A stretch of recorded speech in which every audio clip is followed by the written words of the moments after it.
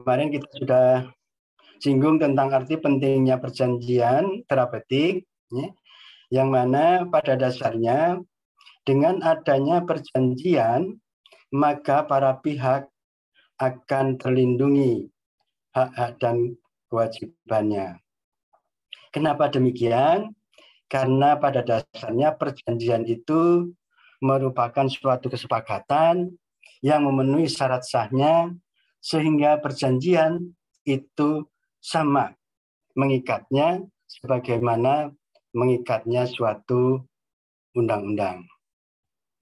Dalam pasal 1338 KUH Perdata, Wetboek van Burgerlijks Wetboek, di sana dinyatakan bahwa suatu perjanjian yang dibuat secara sah berlaku sebagai undang-undang. Artinya kalau perjanjian antara pihak dalam hal ini dokter, tenaga kesehatan dengan pasien sudah terjadi, di mana prosesnya, di mana syaratnya terpenuhi, maka perjanjian itu sama mengikatnya, sama kuat berlakunya, sebagaimana keberlakuan suatu undang-undang. Inilah pentingnya suatu perjanjian atau transaksi terapeutik. Jadi akan lebih terlindungi dengan adanya perjanjian ini. Karena perjanjian pada dasarnya suatu kesepakatan para pihak.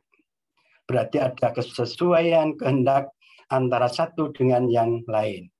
Masing-masing pihak ada prestasi, masing-masing pihaknya sudah tahu apa akibat dari prestasi kalau hal itu terjadi.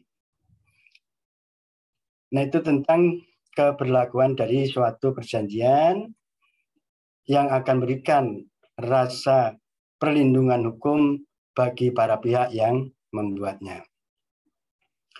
Nah, perjanjian penyembuhan atau transaksi terapeutik ini merupakan suatu yang baru dilihat dari keberadaan KUH Perdata. Di dalam KUH Perdata tidak kita temukan secara khusus ketentuan-ketentuan yang mengatur tentang transaksi terapeutik. Nah, padahal kita bicara tentang transaksi, kita bicara tentang perjanjian, yang mana perjanjian itu adalah lingkup dari hukum keperdataan. Nah, dengan demikian kita perlu untuk membuat suatu klasifikasi. Klasifikasi dari transaksi terapeutik. Kok bisa masuk ke hukum keperdataan, hukum perjanjian? Apa yang harus kita lakukan untuk menentukan bahwa transaksi terapeutik itu merupakan perjanjian atau masuk dalam lingkup keperdataan? Kenapa kualifikasi ini diperlukan? Dengan mengetahui kualifikasi dari transaksi itu tadi, transaksi terapeutik tadi, maka akan bisa kita mengetahui ketentuan-ketentuan hukum mana yang dapat dijadikan pedoman penyelesaian. Kita tahu kalau bicara hukum kan suatu aturan, suatu pedoman, suatu ugeran. Apa yang boleh, apa yang tidak boleh dilakukan. Nah, untuk mengetahui apa saja pedoman dari transaksi terapeutik, maka kita perlu melakukan pengkualifikasian ini. Jadi tujuannya kualifikasi ini untuk mengetahui ketentuan-ketentuan hukum mana yang dapat nantinya digunakan sebagai pedoman di dalam menyelesaikan suatu perselisihan atau suatu konflik. Kemudian jika dalam perjanjian tersebut terjadi sengketa antara pasien dan dokter.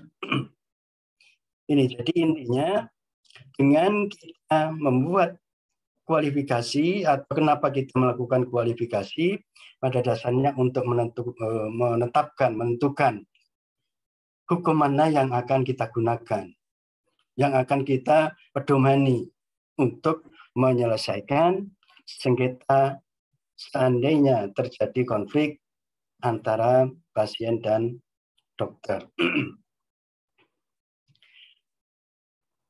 Nah, untuk menentukan itu tadi, kita melihat karakteristik dari transaksi terapeutik.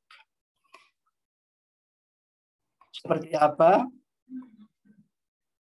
karakteristik dari transaksi terapeutik?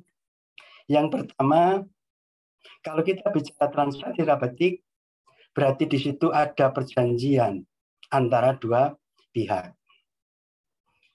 Perjanjian sering kita nyatakan, kita dengar, ya, kita ungkapkan. Dalam pasal 13 KUH Perdata, BW, ya, Burgerlijk Wetboek, di sana digunakan istilah dengan persetujuan. Persetujuan itu apa? Yaitu suatu perbuatan di mana salah satu pihak mengikatkan diri pada pihak lainnya. Nah, jadi di situ menunjukkan dalam perjanjian secara implisit mestinya ada lebih dari satu subjek. Mereka itu melakukan persetujuan, melakukan perbuatan. Maka kalau kita kembali dulu ke mata kuliah hukum perjanjian, mengikatnya seseorang itu bisa timbul, bisa muncul, bisa terjadi karena perjanjian. Perjanjian bisa menimbulkan perikatan. Selain perjanjian yang bisa menimbulkan perikatan, yaitu karena lahir karena undang-undang. Memang dinyatakan demikian, undang-undang menyatakan demikian. Sehingga terjadi perikatan. Nah, perikatan yang terjadi karena perjanjian berarti peristiwa hukumnya terjadi karena perbuatan. Jadi kalau kita tarik lagi, ya, suatu peristiwa hukum itu bisa terjadi karena perbuatan. Memang ada kegiatan yang dilakukan di situ, ada perbuatan yang dilakukan di situ, ada kegiatan yang dilakukan di situ. Sehingga terjadilah peristiwa hukum. Nah, contoh peristiwa hukum yang terjadi karena perjanjian, karena perbuatan, ini contohnya adalah perjanjian. Perjanjian itu kan suatu perbuatan tadi kan. Jadi ada aktivitas yang dilakukan. Oleh siapa? Ya oleh masing-masing pihak dalam perjanjian tersebut. Dalam hal ini, dalam transaksi terapeutik, jelas antara dokter dan pasien. Para pihak itu melakukan perbuatan-perbuatan. Perbuatan itu menimbulkan peristiwa hukum. Karena perbuatannya itu menimbulkan peristiwa hukum, maka perbuatan-perbuatan dalam hal ini sebagai suatu perjanjian, suatu kesepakatan antara dokter dan pasien. Dia melakukan negosiasi, ya, memberikan informasi dan sebagainya, ya. Ini dalam konteks yang umum. Kemudian terjadi kesepakatan, konsensus, maka terjadilah perjanjian, agreement. Nah, jadi bicara transaksi terapeutik, pertama kita bicara tentang perjanjian. Perjanjian adalah suatu peristiwa hukum yang muncul karena perbuatan. Perbuatannya apa? Perbuatannya yaitu tadi melakukan diagnosis dan seterusnya itu antara dokter dan pasien. Sehingga terciptalah perjanjian, terciptalah transaksi terapeutik. Pihak yang satu minta jasa pihak lain untuk sembuhkan penyakit dengan tindakan medis. Nah, ini sudah menunjuk pada subjek hukum. Subjek hukumnya siapa di sini? Adalah pasiennya. Pihak yang satu minta jasa pihak lain. Pihak lain adalah dokter. Apa yang dia minta? Untuk sembuhkan penyakit dengan tindakan medis. Nah, di sini kita selain bicara tentang subjek hukumnya, yaitu para pihak, pasien.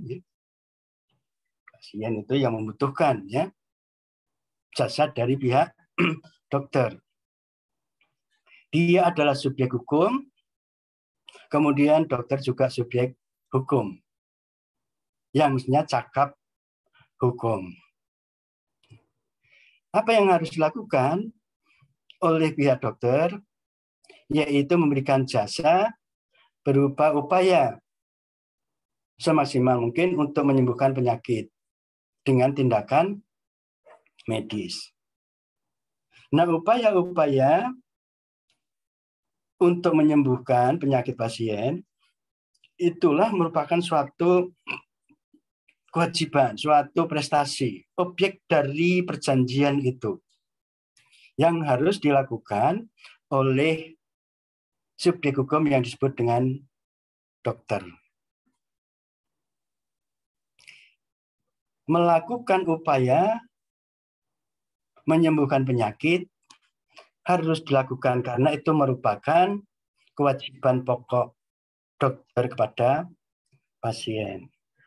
Nah, jadi kalau kita bicara transaksi terapeutik, objek berupa prestasi, prestasi itu merupakan kewajiban, kewajibannya apa tergantung pada siapa subjeknya. Kalau dokter berarti prestasi atau objek dari transaksi terapeutik yaitu upaya untuk memberikan penyembuhan pada pasien atas penyakitnya. Kemudian 3 pihak yang diminta jasanya tersebut seorang ahli di bidang medis. Dokter itu kan ahli di bidang medis. Ada dokumen sertifikat yang menyatakan bahwa dia memang ahli di bidang medis di situ. Dia memiliki pendidikan tertentu, dibuktikan adanya ijazah dan sebagainya dan sebagainya. Jadi memang upaya penyembuhan yang mana tadi sebagai prestasi atas jasa yang harus dia berikan, ini memang dia memiliki keahlian tertentu. Tertentu ini di bidang medis. Jadi tidak setiap orang, ya. Nah, ini penting karena memang terkait dengan tindakan-tindakan medis maka harus dilakukan oleh seorang yang ahli di bidang tersebut. Pemberian imbalan jasa tersebut berdasarkan tarif yang telah ditentukan oleh pihak yang memberi jasa. Pemberian imbal jasa merupakan kontraprestasi dari pasien kepada dokter atas prestasi yang diberikan oleh dokter kepada pasien. Nah, dari sini menunjukkan bahwa dalam transaksi terapeutik ada hubungan timbal balik. Timbal balik antara siapa? Antara pasien dan dokter. Penunjukan adanya timbal balik ini juga terrealisir dalam hak dan kewajibannya. Jadi masing-masing pihak memiliki di samping kewajiban juga hak. Maka dinyatakan sebagai perjanjian timbal balik. Masing-masing pihak ada prestasi yang harus diberikan, ada kewajiban yang harus dilaksanakan, ada kontraprestasi berupa hak yang dia terima masing-masing. Nah, ini yang perlu diperhatikan, ya. Jadi dalam perjanjian atau transaksi terapeutik itu bukan perjanjian yang sepihak, ya, atau bahkan mungkin perjanjian untung-untungan, ini enggak demikian. Karena memang masing-masing itu berprestasi. Prestasi dari si pasien berupa pemberian imbal jasa sejumlah nominal tertentu, ya, berdasarkan tarif yang ditentukan oleh pihak si pemberi jasanya. Nah, biasanya besarannya ini juga ditentukan banyak hal di situ, kan. Apakah kualifikasi dokternya seperti apa dan sebagainya. Kalau kita lihat mungkin macam-macam, ada yang tarifnya mungkin cuma 50, 75 atau 150 bahkan 200 dan sebagainya, ya. Ini biasanya ditentukan oleh pihak yang memberi jasa. Nah, itulah prestasi, kewajiban pokok yang harus dilaksanakan oleh si pasien. Jadi masing-masing di dalam melakukan transaksi terapeutik itu punya tujuan.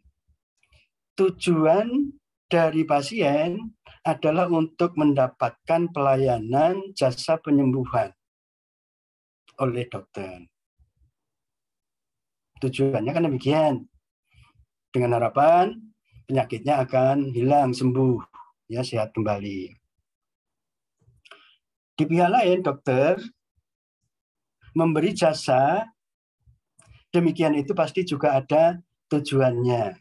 Nah, tujuannya apa? Ya ini tadi, untuk mendapatkan sejumlah uang yang disebut dengan imbalan jasa. Nah, jadi dalam konteks perjanjian apapun, ya, para pihak biasanya ada goalnya, ada tujuannya. Kenapa dia melakukan perjanjian itu? Apa tujuan masing-masing pihak? Tujuan masing-masing pihak ini tergantung dari apa yang diperjanjikan.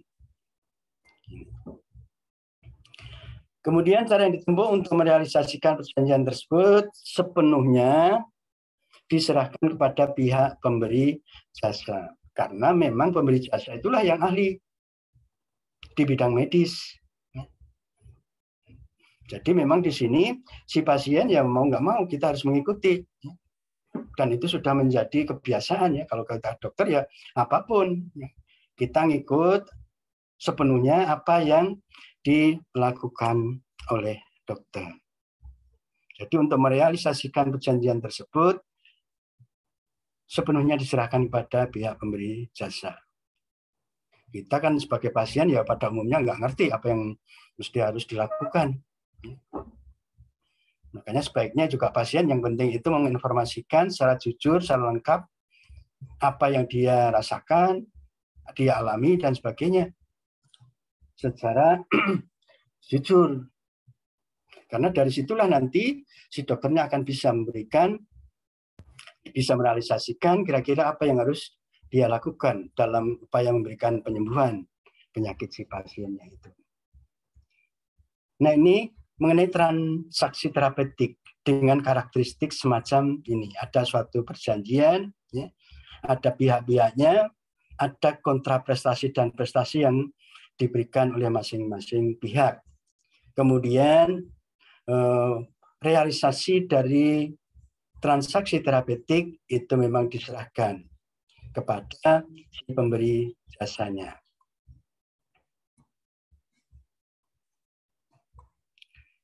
Nah, berdasarkan 5 ciri tersebut, maka transaksi terapeutik termasuk jenis perjanjian untuk melakukan jasa tertentu.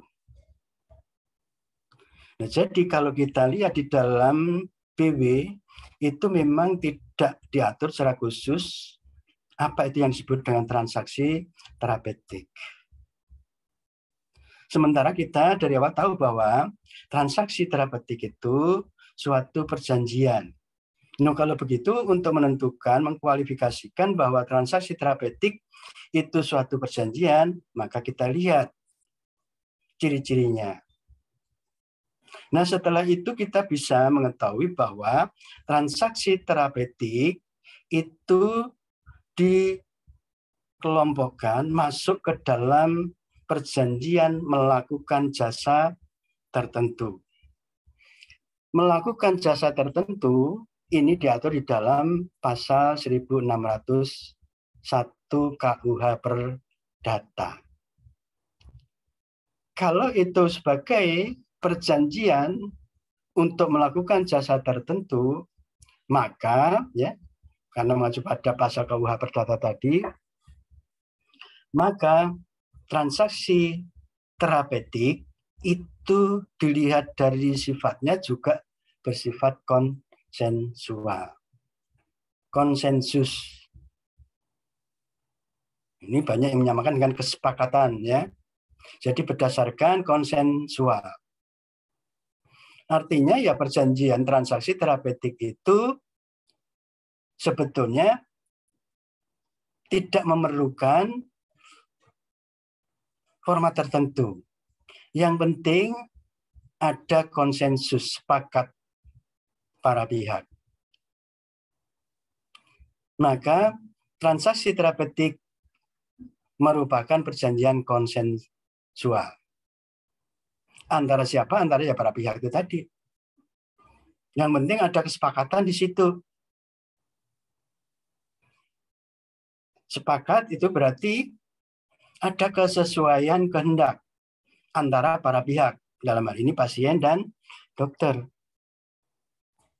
Nah, untuk sampai ke kesepakatan, itu kan secara umum, kalau kita bicara tentang perjanjian, maka didahului dengan tahapan negosiasi. Tawar-menawar. Makanya dalam konteks perjanjian secara umum, kita mengenal adanya bargaining theory. Ada acceptance theory. Nah, kembali, jadi kalau kita melihat karakteristik suatu perjanjian tertentu dilihat dari prosesnya, maka pada dasarnya hampir semua perjanjian itu ya diawali dengan adanya negotiation. Tawar-menawar itu tadi. Apa yang ingin disampaikan pihak satu ya dikemukakan kepada pihak lain. Pihak lain juga demikian menanggapi, melakukan penawaran kepada pihak lain. Apa yang dinegosiasikan? Ya segala macam. Kalau misalnya di dalam perjanjian-perjanjian secara umum, ya kita bicara yang dinegosiasikan itu terkait misalnya ya, dengan objeknya. Kalau dalam transaksi terapeutik kira-kira apa ya banyak situ. Mulai dari pernyataan-pernyataan, pertanyaan-pertanyaan, tanya jawab yang dilakukan oleh dokter pada pasien. Mungkin juga pasien menanyakan ini, itu, dan sebagainya. Ini kan dalam tahap negosiasi. Nah, setelah tahu, paham maksud masing-masing pihak, baru ada penyesuaian kehendak. Ada konsensus, ada kesepakatan. Nah, dengan demikian, kesepakatan itu logikanya ya nggak serta-merta muncul.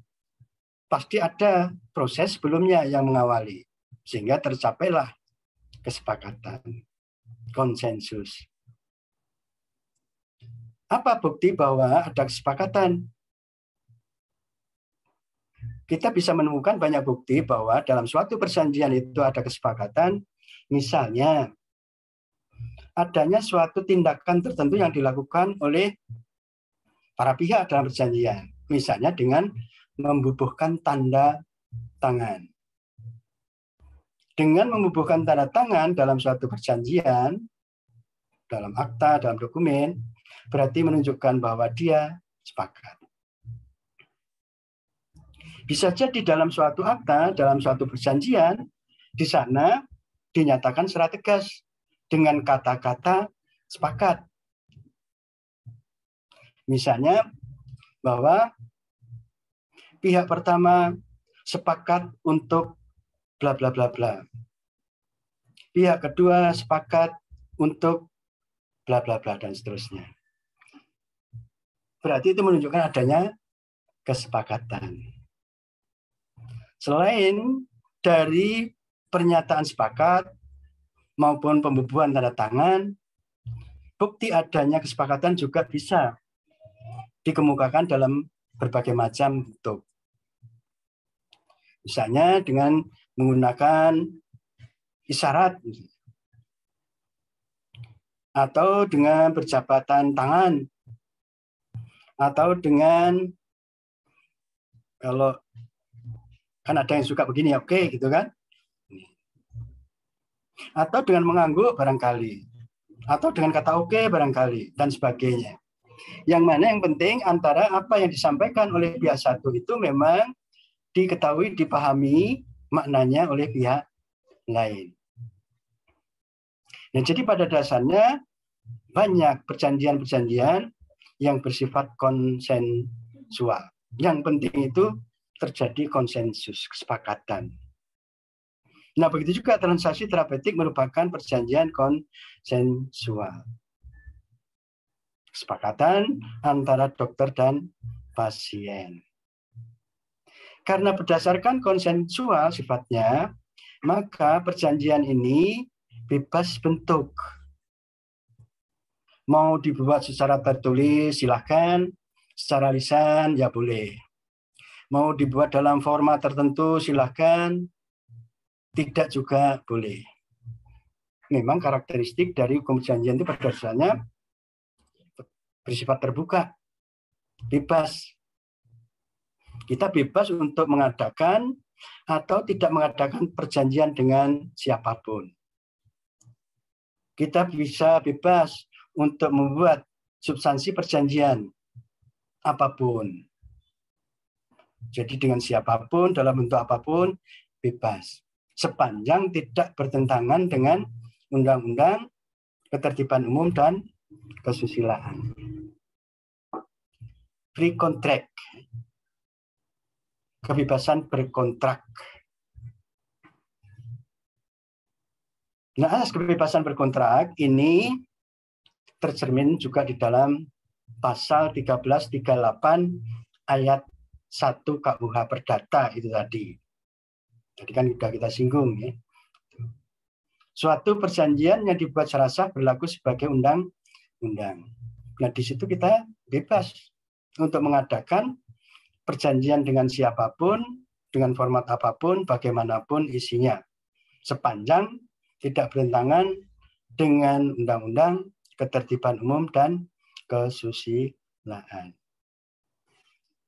Nah, dalam transaksi terapeutik, maka di sini tidak ditentukan sebetulnya. Sebagai perjanjian melakukan jasa tertentu, ini bentuknya bebas. Karena sifatnya konsensual. Para pihak bebas tuangkan perjanjian terapeutik dalam bentuk lisan maupun tertulis. Boleh-boleh saja secara lisan. Cuma masalahnya di sini terkait dengan pembuktian. Tentang kepastian hukumnya. Suatu pembuktian akan lebih kuat kalau dalam bentuk tertulis. Karena kalau dalam bentuk tertulis kan tidak mudah dirubah. Kalau dirubah pun kan ketahuan keasliannya. Nah, itu kelebihan dari tertulis. Memang akan lebih terjamin kepastian hukumnya. Serta intinya, kita tahu bahwa karakteristik hukum itu harus bisa memuat 3 nilai dasar dari hukum. Ada kepastian hukum, mungkin masih ingat itu yang nggak tahu ini dalam mata kuliah apa, disinggung barangkali ya, dari pendapatnya Radbruch. Ada 3 nilai dasar dari hukum, yaitu kepastian hukum, kemanfaatan hukum, dan keadilan hukum. Nah, di sini mestinya suatu produk hukum itu bisa mencerminkan 3 hal itu. Namun kondisi yang diharapkan itu belum tentu tercipta dalam suatu peraturan perundang-undangan. Ada yang mungkin menonjolkan kepastian hukumnya, serta intinya. Kalau yang ditonjolkan kepastian hukumnya, logikanya nanti akan melemahkan atau mengurangi besaran dari nilai yang lainnya. Nilai kemanfaatannya bisa berkurang, begitu juga nilai keadilannya. Jadi kalau kita asumsikan bahwa hukum itu suatu produk yang berupa lingkaran penuh 100%, karena kepastian hukumnya yang dibesarkan, misalnya sampai ke 45%, maka sisanya yang 55% itu nanti berbagi antara kemanfaatan dan keadilan. Begitu juga kalau suatu produk hukum itu mengutamakan kemanfaatan, berarti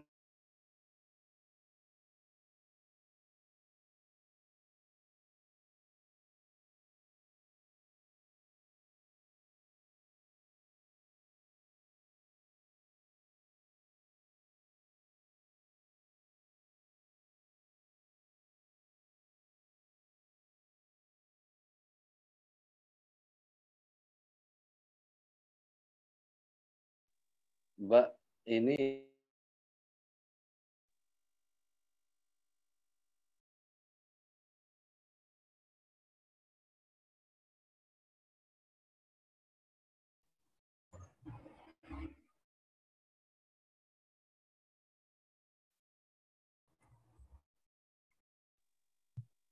Mbak izin, ini sinyal saya apa gimana ya? Kok nggak ada suara? Suara saya bisa didengar? Oh udah Pak, udah bisa, udah masuk lagi Pak. Sudah bisa kedengaran lagi ya suara saya? Iya Pak, udah bisa Pak. Ya, maaf tadi terputus kayaknya ini karena biasa gangguan ya, gangguan kadang-kadang lampu dan sebagainya.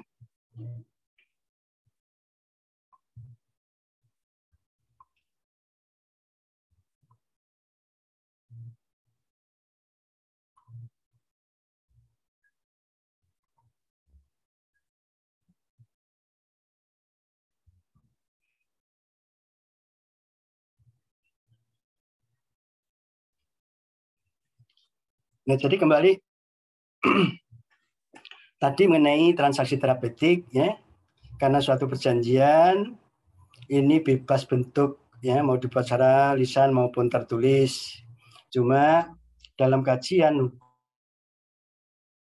bicara tentang lisan dan tertulis dilihat bentuknya itu mempunyai konsekuensi sendiri. Memang masing-masing punya kelebihan dan kekurangannya ya, di samping kekurangannya. Nah, pada dasarnya kalau kita bicara hukum yang dibedakan antara lisan dan tertulis,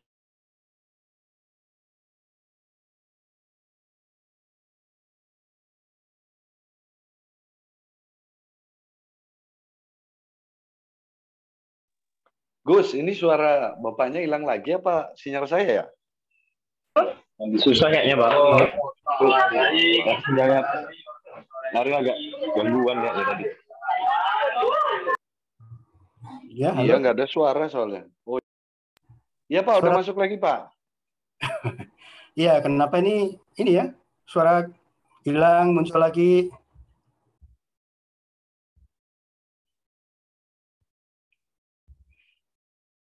Sekarang bisa didengar suara saya juga masih? Bisa Pak, bisa. Bisa Pak.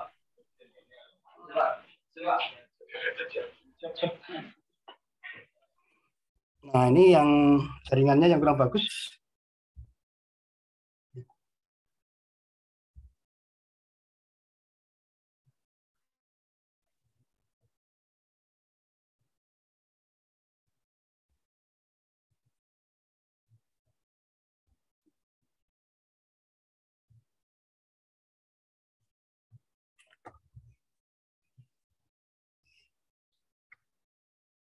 Ya, bisa didengar ya suara saya?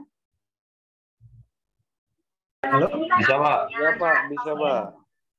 Sinyal ya? Ibu juga. Ya, rupanya sinyal saya kurang bagus ini. Terus putus ya.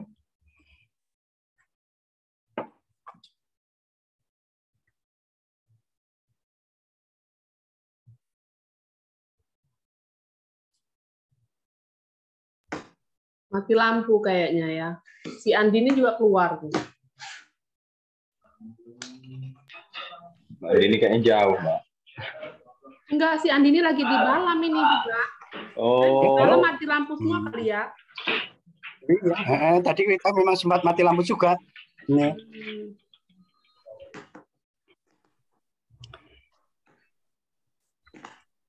Suara saya kalau Mas Bagus dengar ya? Dengeran Pak. Dengar, Pak, kedengeran kok Pak, jelas Pak. Ini masih putus-putus ini.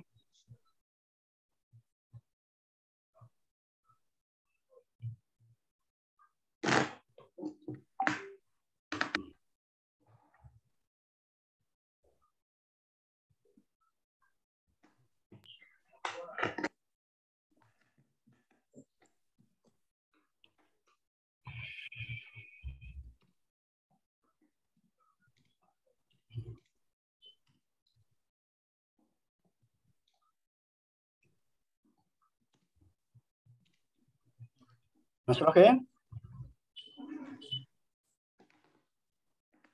Halo?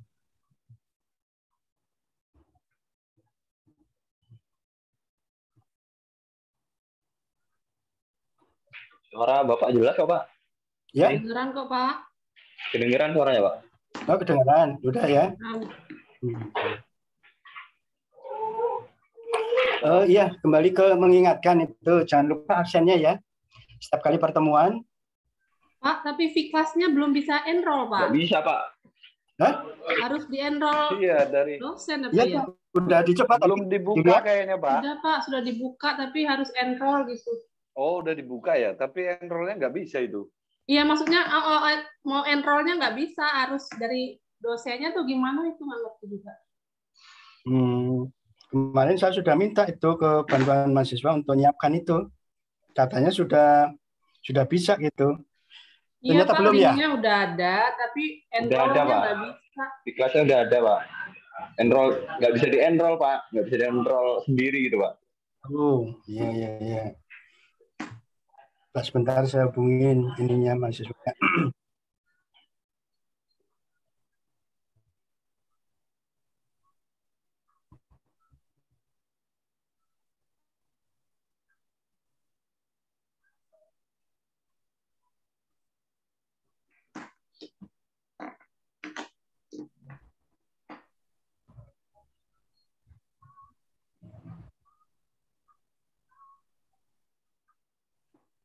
Merah lagi sinyal bapaknya ini. Emang lagi nggak ngomong dia. Bapaknya belum ngomong.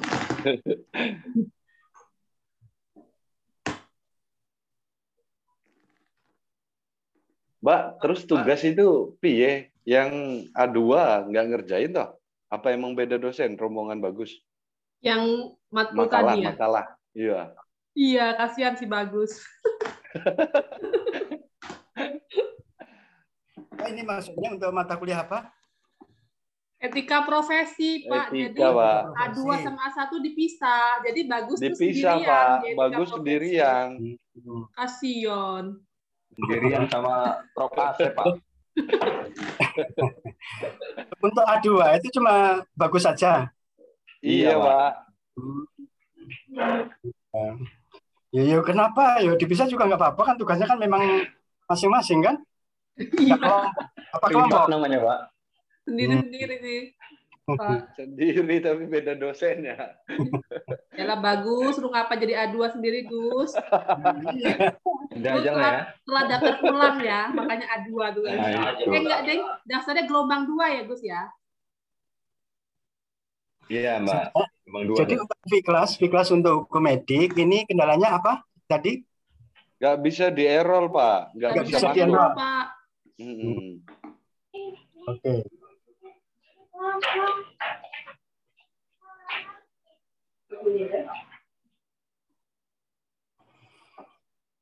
Oke, mungkin nanti mudah-mudahan bisa diperbaiki, dan saya ingatkan lagi kalau sudah nanti jangan lupa untuk selalu mengisi daftar hadirnya ya. Karena nanti akan kerekap di situ untuk aktivitas kehadirannya. Baik, suara saya sudah normal ya, bagus, bisa didengar dengan baik. Apa? Ya.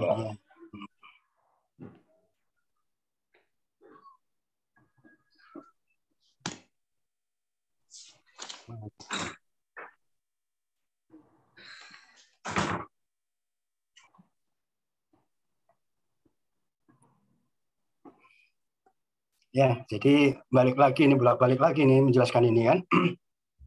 Jadi saya ingatkan nanti kalau di dalam tesisnya kan kita harus menggunakan teori tertentu karena kita sudah tingkatannya kan sudah magister ya, magister ilmu hukum. Berarti kita harus mulai mengemukakan dan memanfaatkan teori-teori yang kita gunakan secara praktisnya seperti apa. Nah, karena ini sudah level S2 ya, magister, maka penggunaan dan pemilihan teori-teori ini sangat penting. Ini harus nanti tercermin di dalam tesisnya. Apapun nanti teorinya silakan.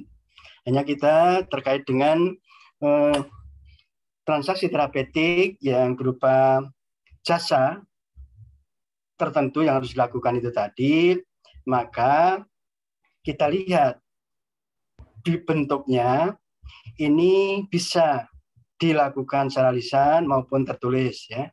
Ini pada dasarnya tidak diwajibkan dalam bentuk tertentu. Cuma masalahnya ada plus minusnya.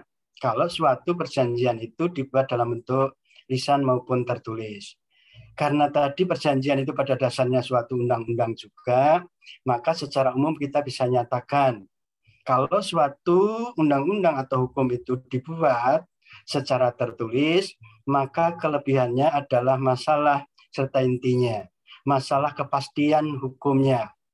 Ya, misalnya undang-undang kedokteran yang kita baca di Bandar Lampung, nanti kalau kita buka lagi, kita beli lagi, misalnya di Papua, sana juga nanti bunyinya sama, ada kepastian. Ya.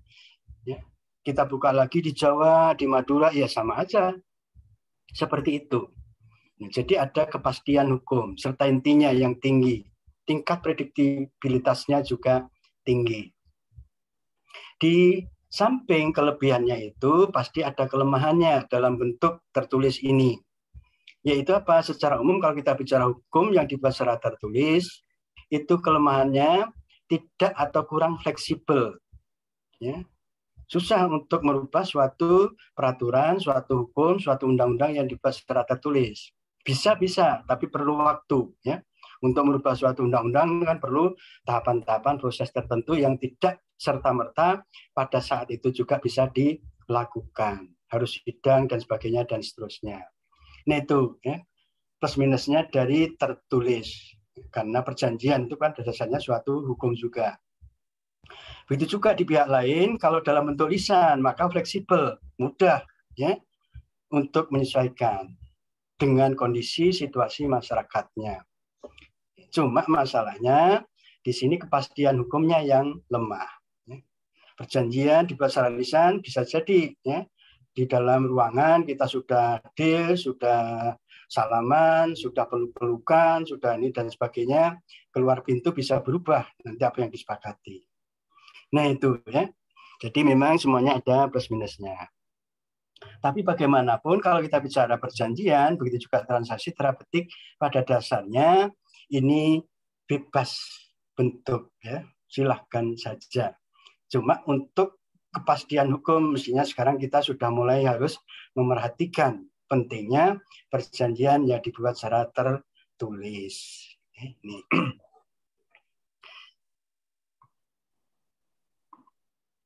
Setelah dikualifikasi perjanjian penyembuhan, termasuk perjanjian untuk melakukan jasa khusus, maka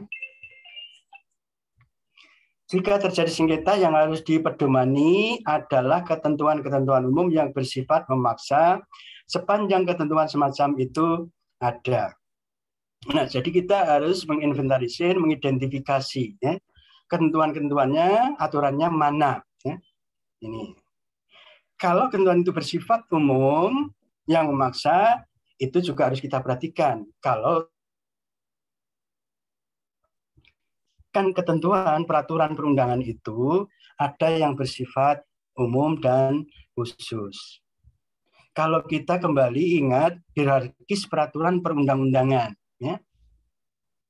Di sana ada Undang-Undang Dasar, Konstitusi. Kemudian di bawahnya ada undang-undang. Kemudian bawahnya ada peraturan pemerintah dan seterusnya sampai ke bawah. Ya. Mungkin masih ingat dulu ragaan bagan yang disampaikan. Ya. Kalau waktu kita bicara tentang Grundnorm, ya. Itu paling atas, kemudian level atau tingkatan di bawahnya itu apa, bawahnya lagi apa, dan seterusnya. Nah, dari piramida itu ketahuan. Semakin levelnya itu ada di atas, itu semakin abstrak, semakin umum ketentuannya. Undang-Undang Dasar 1945.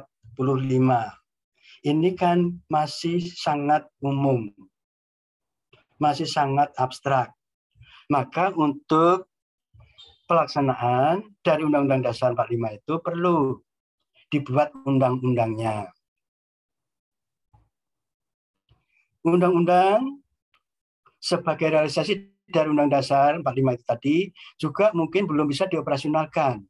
Maka perlu ada ketentuan yang lebih konkret di bawahnya. dalam bentuk peraturan pemerintah.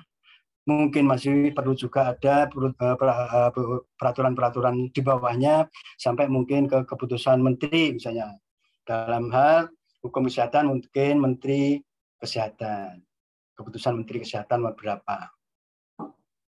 Nah, bagaimanapun setelah kita kualifikasi bahwa perjanjian atau transaksi terapeutik itu merupakan perjanjian jasa khusus, maka hal-hal yang perlu kita perhatikan dalam hal terjadi sengketa, maka kita juga harus mengacu ketentuan-ketentuan umumnya seperti apa.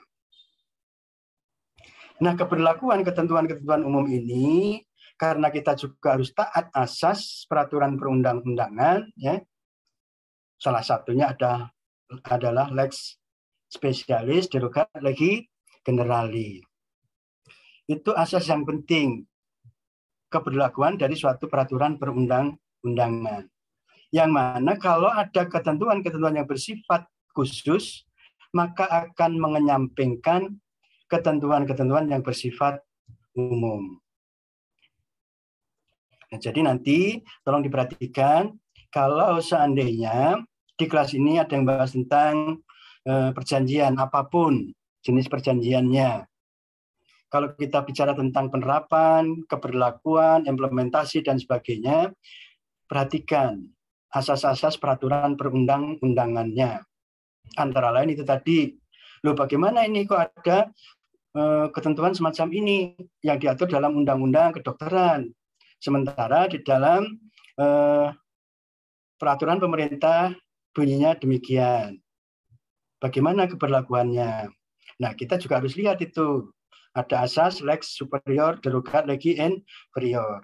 Oh, berarti harus diutamakan yang super, yang lebih tinggi. Oh, ini tadi ada ketentuan, ya. Hal yang bersifat khusus mengatur seperti ini. Sementara ada ketentuan umumnya. Mana yang harus kita gunakan?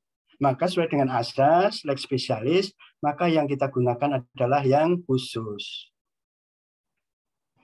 Ada suatu ketentuan baru yang dikeluarkan. Sementara ada juga ketentuan yang lama. Mana yang akan kita gunakan? Adalah ketentuan-ketentuan yang baru. Nah, taat asas inilah nanti yang harus diperhatikan kalau kita membahas suatu perjanjian. Ya. Tapi bagaimanapun, kalau menghadapi suatu sengketa, kita juga harus identifikasi mana yang khusus, mana yang umum. Takutnya nanti yang khusus nggak mengatur. Kalau nggak mengatur ya kita lihat ketentuan-ketentuan yang bersifat umum. Nah, ketentuan umum yang bersifat maksa ini harus diperhatikan di dalam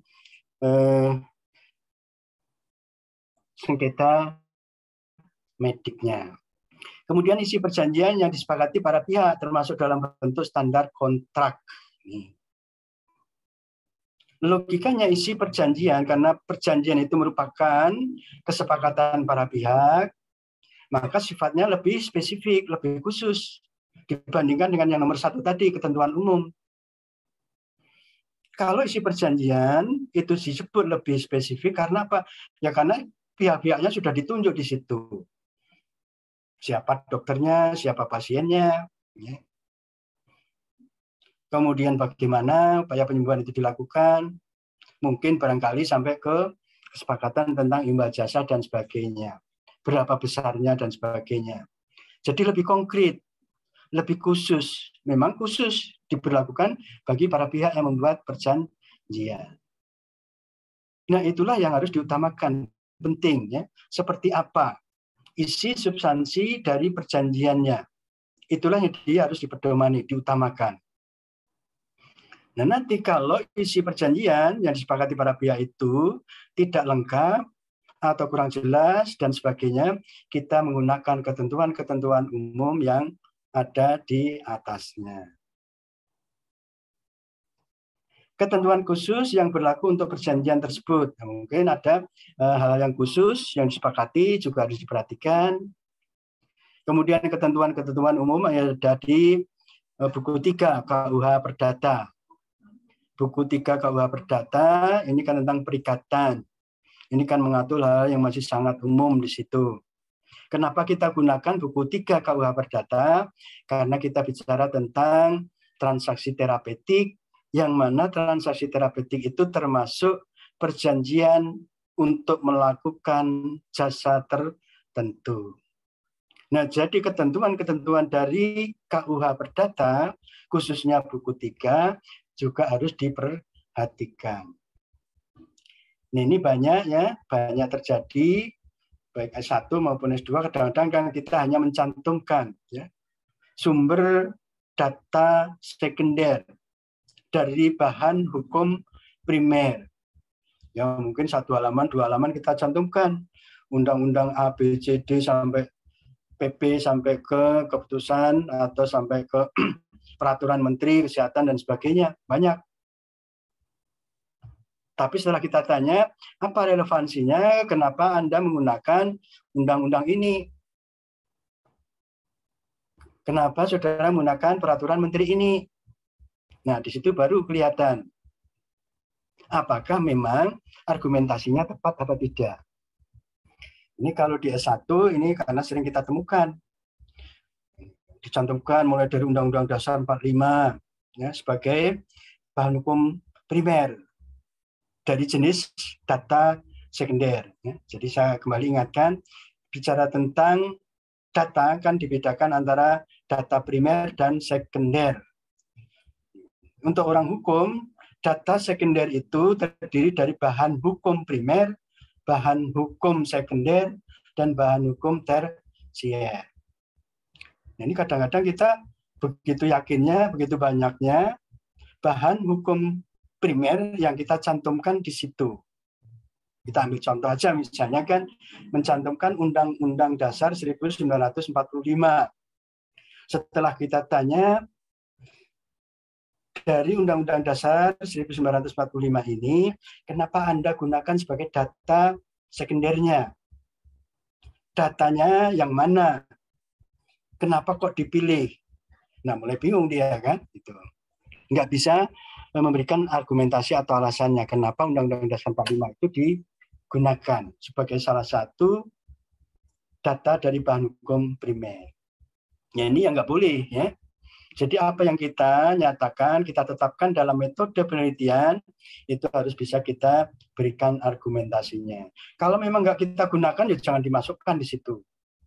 Intinya demikian. Ya. Tapi biasanya tesis mahasiswa itu terlebih untuk hukum kesehatan kan biasanya mencantumkan, ya kan, pasal 28 bahwa kesehatan itu adalah hak ini, Undang-Undang Dasar 45 pasal sekian menyatakan. Nah itu kan masih mending kan, berarti disebutkan di situ. Jadi kalau ditanya juga harus tahu, gitu kan, kenapa itu dimasukkan sebagai bahan hukum primer dalam tesisnya. Nah intinya demikian ya.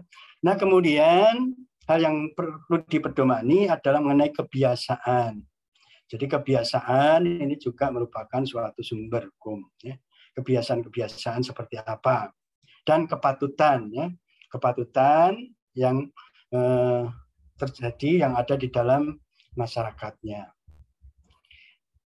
Nah itu maka di dalam bicara tentang transaksi terapeutik, maka hal-hal yang perlu diperhatikan dalam menghadapi atau menyelesaikan sengketa harus memperhatikan hal-hal yang bersifat umum yang ada di dalam berbagai macam peraturan maupun dilihat dari isi perjanjiannya, isi dari transaksi terapeutiknya seperti apa. Ini sangat penting ya, karena itu yang harus kita pegang, kita utamakan ya, sebelum kita menggunakan ketentuan-ketentuan lain yang lebih bersifat umum. Nah, itu terkait dengan transaksi terapeutik ya, melanjutkan dari pertemuan minggu kemarin ya, mudah-mudahan ini bisa membantu nanti di dalam memahami ya, mengawali di dalam pembahasan tentang transaksi terapeutik ya. Ini saya lihat, saya coba melihat itu yang kelasnya tadi. Ini lagi mau di setting atau diperbaiki lagi. Nanti tolong dicek aja ya. Nah, untuk materi-materinya mungkin kalau saya kemarin agak lupa apakah sudah saya share apa belum di dalam Vklas. Kalau belum nanti saya juga cek. Kalau ini nanti saya masukkan ya materi-materi mulai dari yang pertama sampai yang hari ini ya. Nah, untuk tugas nanti memang ada tugas ya. Karena penilaiannya biasanya secara umum kalau kita tawarkan gimana untuk evaluasinya, apakah dengan menggunakan UAS, UTS, dan sebagainya, atau dengan menggunakan tugas tertentu, biasanya mahasiswanya milih ada tugas, gitu kan. Nah, cuma nanti jangan sampai tugas yang dibuat itu ya, satu, sudah lewat waktu, kemudian ya copy paste dari temennya ya, nanti akan ketahuan, apalagi ini akan jumlahnya cuma 400 mahasiswa kan gampang banget itu kan, udah ketahuan nanti ya. Itu.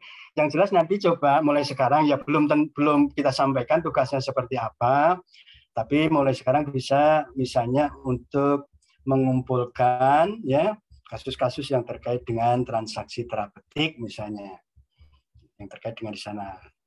Mungkin ya tugas-tugasnya tidak terlalu jauh dari itu ataupun terkait dengan terjadinya kasus malpraktek dan sebagainya ya, pokoknya yang terkait dengan masalah kesehatan. Nah, saya rasa itu ya yang bisa sampaikan pada sore hari ini. Ini yang hadir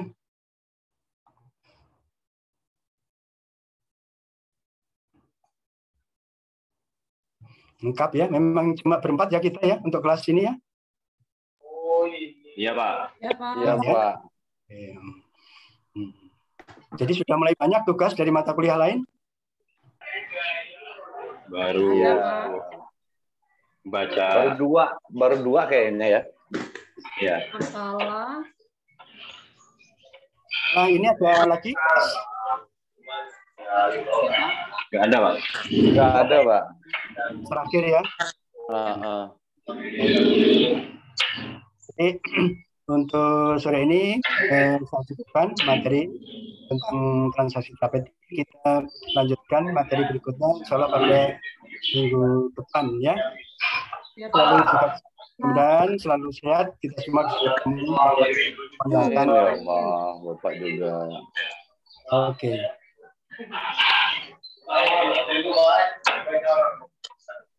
Oke ya, saya live ya, live ya.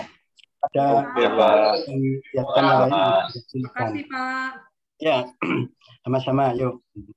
Assalamualaikum. Waalaikumsalam. Waalaikumsalam warahmatullahi wabarakatuh.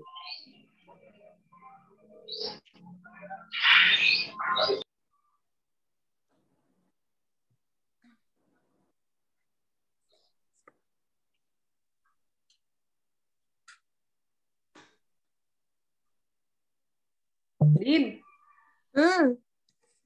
lu masih di bawah.